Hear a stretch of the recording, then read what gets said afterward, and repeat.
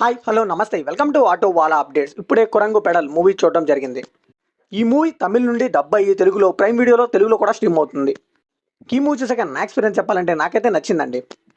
ఈ మూవీని ఒక సైకిల్ అనే ఒక షార్ట్ స్టోరీ నుంచి తీసుకొని అండ్ అలానే శివకార్తికేయన్ గారు వన్ ఆఫ్ ది ప్రొడ్యూసర్గా ఈ మూవీని అయితే ప్రొడ్యూస్ చేశారు. కొంతమంది అయితే నా కామెంట్లో అడుగుతున్నారండి, నీకు మలయాళం లాంగ్వేజ్ మూవీస్ తమిళ మూవీసే నచ్చుతాయా, మన తెలుగు మూవీస్ నచ్చవా అని చెప్పి. నాకు మూవీ నిజంగా నచ్చితే మాత్రం నచ్చిందనే చెప్తానండి. ఈ మూవీ కూడా చాలా బాగుంది. 1980s బ్యాక్ డ్రాప్ని చాలా బాగా యూస్ చేసుకున్నారు, చాలా బాగా సెటప్ చేసుకున్నారు కూడా. సో మీరు కనుక మన ఛానల్లో రివ్యూస్ మాత్రం చూస్తే మాత్రం కమిటీ కుర్రోళ్ళు కానీ ఆ మూవీ కానీ ఈ మూవీ అన్నిటికి కూడా మనం పాజిటివ్గానే రివ్యూ ఇచ్చాం, అలానే పర్ఫామ్ చేసే బాక్స్ ఆఫీస్ దగ్గర. సో కావాలని ఏ మూవీని నెగిటివ్ చేయనండి. మూవీ నచ్చితే నచ్చిందని చెప్తాను, లేదంటే లేదనే చెప్తాను. ఇంక ఈ మూవీ విషయానికి వస్తే మీ ఇంట్లో ఎవరైనా చిన్నపిల్లలు ఉంటే మాత్రం వీళ్ళకి ఆ మూవీ చూపించండి, పక్కా నచ్చుతుంది. నాస్టాలజిగా ఫీలింగ్ అయితే కలుగుతుంది మీకైతే.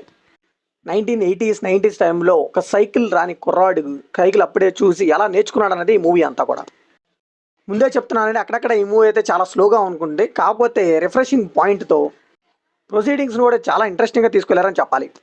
ఈ మూవీ తెలుగు డబ్బింగ్ కూడా చాలా బాగా సెట్ అయిందని చెప్పాలండి. ఈవెన్ మన ఇంట్లో వాళ్ళు కూడా చాలా రిలేట్ అవుతారు. 1980s ఆ టైంలో వాళ్ళు ఎలా సైకిల్ నేర్చుకున్నారు అన్నది విషయం కూడా. సో అప్పట్లో ఉన్న లాటరీ టికెట్స్ కానీ, పీచు మిఠాయిలు కానీ, నైట్ టైం వీధుల్లో వేసే బుర్ర కథలు, తోలుబొమ్మలాటలు, అండ్ అలానే మనకి బీచ్ చివర ఉండే నాటకాలు కానీ, ఇంకా సైకిల్ని ఒక లెగ్తో తొక్కుతారు చూసారా, పక్కతో కూడా అంటారు మన భాషలో చెప్పాలంటే. సో అలాంటి మూవీస్ అయితే మనకి చాలా నాస్టాలజిక్గా ఫీలింగ్ అయితే కనిపిస్తాయి. అండ్ అలానే సైకిల్ని 1 అవర్కి రెంట్కి తీసుకోవడం, అది 80s కిడ్కే కాదు 90s కిడ్స్ కూడా చాలా మందికి మెమరీస్ ఉంటాయి.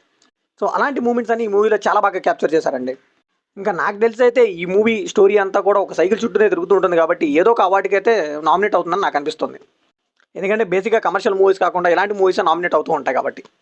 సో ఎందుకు అవార్డుకి వెళ్తుందని చెప్పానంటే, చిన్నపిల్లల కళ్ళలు కానీ ఆశయాలు కానీ వాళ్ళ చుట్టూనే తిరుగుతూ ఉంటుంది ఈ మూవీ అంతా కూడా.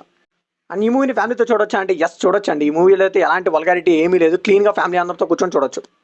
అండ్ ఈ మూవీ బేసిక్ స్టోరీని ఆల్రెడీ నేనైతే చెప్పేశాను. కిమ్ములో పాజిటివ్ విషయానికి వస్తే పర్ఫార్మెన్సెస్ అండి. పర్ఫార్మెన్స్ ఆ నలుగురు చిన్నపిల్లలు కొట్టేశారని చెప్పాలి. అండ్ అలానే కాళీ గారు కానీ, అండ్ అలానే సైకిల్ షాప్ ఓనర్గా చేసిన ఆయన చాలా సపోర్ట్ చేశారు ఈ మూవీని. ఇంకా క్లైమాక్స్లో వచ్చే సైకిల్ రేస్ కానీ, ఫ్రెండ్స్ మధ్య వచ్చే కాన్వర్జేషన్స్ కానీ, అలానే తెలుగు డబ్బింగ్ కూడా ఈ మూవీకి మేజర్ పాజిటివ్ అని చెప్పాలి. ఒక ఫాదర్ అండ్ సన్ మధ్య వచ్చే రిలేషన్ కానీ, ఒక ఫ్లాష్ బ్యాక్ కానీ, ఇవన్నీ చాలా బాగున్నాయి. ఇంకా జిబ్రాన్ గారు ఇచ్చిన మ్యూజిక్ కూడా అక్కడక్కడ పర్లేదు అనిపించిందండి. అండ్ అలానే సినిమాటోగ్రఫీ కూడా చాలా బాగుంది. మేజర్గా మనం చెప్పుకోవాల్సిన 1980sలో ఆ సెటప్ కానీ, ఆ సెట్స్ కానీ చాలా బాగున్నాయి.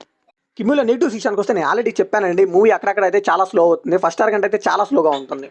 సో ఈ మూవీకి మేజర్ డ్రాబ్యాక్ ఇది ఒకటేనండి. అక్కడక్కడ పాటలుగా చూస్తే మూవీ చాలా బాగుంటుంది. అండ్ స్టోరీ లైన్ పరంగా కూడా చాలా రిఫ్రెషింగ్ పాయింట్ అని చెప్పాలి. సో ఫైనల్గా ఈ మూవీకి మనం ఇచ్చే బటిక్ ఏంటంటే, స్లోగా ఉన్నా పర్లేదు, మంచి మెసేజ్ ఉంది, చూడగలం అనుకుంటే మాత్రం ఈ మూవీని పక్కా ట్రై చేయండి. పక్కా చెప్తున్నాను, కమింగ్ ఇయర్లో ఈ మూవీని అయితే మనం ఎక్కడొకటి అవార్డు నామినేషన్లో చూస్తామండి.